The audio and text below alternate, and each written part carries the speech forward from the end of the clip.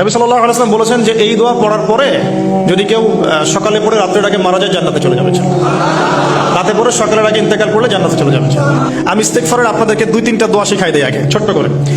এক নাম্বার, যারা একটু পড়াশোনা করেন মাশাআল্লাহ তারা এইটা পড়বেন, সাইয়্যিদুল ইস্তেগফার। সাইয়্যিদুল ইস্তেগফার আমার সাথে বলবেন, আল্লাহুম্মা আনতা রাব্বি লা ইলাহা ইল্লা আনতা খলাকতানি আনা আবদুক ওয়া আনা আলা আহদিক ওয়া ওয়া'দিকা মাসতাতা'ত আউযু বিকা মিন শাররি মা সানা'ত আবুউ লাক বিনি'মাতিকা আলাই ওয়া আবুউ বিযানবি ফাগফির লি ফাইন্নাহু লা ইয়াগফিরুয যুনুবা ইল্লা আনতা।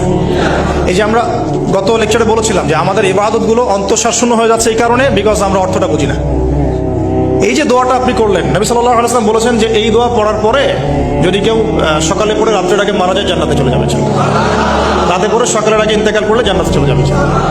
তো কি পড়লাম? আল্লাহ পাক বলছেন, নবী সাল্লাল্লাহু আলাইহি ওয়াসাল্লাম বলছেন, আল্লাহুম্মা হে আল্লাহ আনতা রাব্বি, আল্লাহ তুমি আমার রব, খলাকতানি তুমি আমাকে সৃষ্টি করেছো, আনা আবদুক আমি তোমার বান্দা, আনা আলা আহদিকা আমি তোমার সাথে যে অঙ্গীকার করেছি এর উপরে আছি, মাসতাতা'তু থাকার চেষ্টা করছি, আমি সাধ্যমতো থাকার চেষ্টা করছি। আবুউ লাকা বিনি'মাতিকা আলাই আমার উপরে আমার যে উপরে তুমি যে নিয়ামত দিয়েছো আল্লাহ এগুলো আমি স্বীকার করছি। হে আল্লাহ তুমি আমার উপর যত নিয়ামত দিয়েছো আমি স্বীকার করছি। ওয়া আবুউ বিযানবি আমার যত গুনাহ আল্লাহ সব স্বীকার করছি। এইভাবে যদি বান্দা আল্লাহর কাছে দোয়া করে আল্লাহ মাফ করবেন না? সুবহানাল্লাহ। ফাগফিরলি আল্লাহ আপনি আমাকে মাফ করুন, ফাইন্নাহু লা ইয়াগফিরু যুনুবা ইল্লা আনতা, কারণ আপনি ছাড়া যুনুব কেউ ক্ষমা করতে পারেন। বাস এইভাবে বুঝে এটা যদি না পড়েন অ্যাটলিস্ট এতটুকু, আস্তাগফিরুল্লাহাল্লাযী লা ইলাহা ইল্লা হুয়াল হাইয়ুল কাইয়্যুম ওয়া আতুবু ইলাইহি, এইটুকু। আর এটাও যদি না পড়েন, না পড়াটা একটু লজ্জার যদিও বা, তাও যদি না পড়েন তাহলে বলবেন আস্তাগফিরুল্লাহ ওয়া আতুবু ইলাইহি, আস্তাগফিরুল্লাহ ওয়া আতুবু ইলাইহি। আচ্ছা, তাহলে আমরা কাজগুলো পেয়ে গেলাম। এখন আসুন আমরা কেন রোজা রাখছি। নবী করিম সাল্লাল্লাহু আলাইহি ওয়াসাল্লাম এখানে উদ্দেশ্যটা বলছেন। এই দিনে কি করা হয়েছে? মুসা আলাইহিস সালাম এবং তার কওমকে নাজাত দেওয়া হয়েছে, ফিরআউন তার কওমকে ডুবিয়ে দেওয়া হয়েছে। এই তো এই রোজার সাথে কিন্তু হুসাইন রাদিয়াল্লাহু আনহুর কারবালার শাহাদাতের কোনো সম্পর্ক নাই। এটা একটা আকীদা পরিষ্কার করে নেবেন।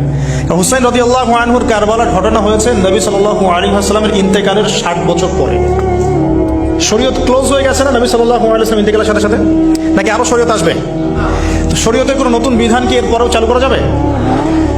এই দিনে অনেক ঘটনা ঘটেছে, এই ঘটনাগুলোর সম্পর্কে কিছু দুর্বল বর্ণনা আছে বিধায় আমি বলছি না পাবলিকলি। বলা হচ্ছে এই দিনে নূহ আলাইহিস সালামের কিস্তি, ওই যে কিস্তি প্লাবনে ভেসে ভেসে এই দিনে জুদি পাহাড়ে এসে নোঙর করেছে, এরকম অনেক ঘটনা। এই দিনে মুসা আলাইহিস সালামকে নাজাত দেওয়া হয়েছে, এই দিনে ফিরআউনকে ডুবিয়ে দেওয়া হয়েছে, এরকম অনেক ঘটনা আছে। কিন্তু এই দিনে রোজা রাখার উদ্দেশ্য হচ্ছে এই নাজাতে মুসা। এইটা হুসাইন রাদিয়াল্লাহু আনহুর শাহাদাতের কষ্টে রাখছি না আমরা, ওইটা আমাদের জন্য আরেকটা জায়গা। ওই জায়গাটা নিয়ে যে হুসাইন রাদিয়াল্লাহু আনহুর শাহাদাত, ওইটা থেকে শিক্ষাটা আমার কি?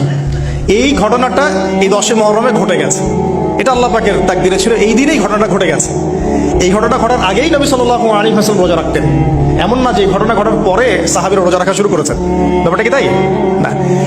মূল জিনিসটা বুঝি, তারপর হুসাইন রাদিয়াল্লাহু আনহুর শাহাদাতের দিকে যাবো ইনশাআল্লাহ।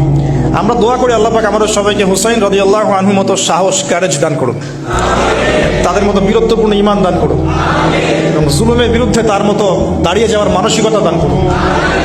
আল্লাহ পাক সারা দুনিয়া থেকে ইয়াজিদদেরকে ধ্বংস করুন, এবং রাসূল সাল্লাল্লাহু আলাইহি ওয়াসাল্লামের কলিজার টুকরা নাতি হুসাইন রাদিয়াল্লাহু আনহুকে আল্লাহ পাক জান্নাতের উচ্চ মর্যাদা দান করুন।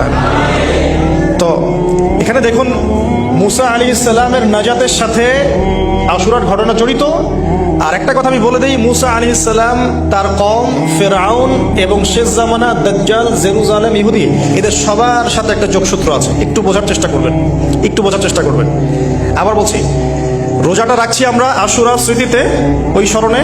এই আশুরার দিন এর ঘটনা, মুসা আলাইহিস সালামের কওম, ফিরআউন, বনু ইসরাইল, এখনকার জেরুজালেম, জিউসদের উত্থান, শেষ জামানা, এই প্রত্যেকটা বিষয় কানেক্টেড আছে। আমি জানি না কিভাবে আমি শব্দ নিয়ে আপনাদেরকে বুঝাবো। আমি এখন লেকচারগুলোতে বলি যে আমি লাস্ট 3-4 বছর থেকে একটা প্রবলেম ফেস করছি, অনেক কিছু বুঝতে পারছি কিন্তু আমি আপনাকে বুঝাতে পারছি না। আমি কোন ভাষা প্রয়োগ করবো বা কিভাবে সিকোয়েন্স সাজাবো আমি আসলে বুঝতে পারছি না। বিশ্বাস করেন, এগুলো শুধু বাইরের কথা বললাম, ভিতরে এমন অনেক কথা আছে যার 30 থেকে 40% আমি বলতে পারছি, বাকি 60% কথা আমি বলতে পারছি না। এখন আপনি ইন্টেলেকচুয়াল অডিয়েন্স হয়ে বুঝে নিয়েন যে কেন বলতে পারছি না, কেন বলতে পারছি না, কি কারণে, এটা আপনাদেরকে বুঝে নিতে হবে। তো এখন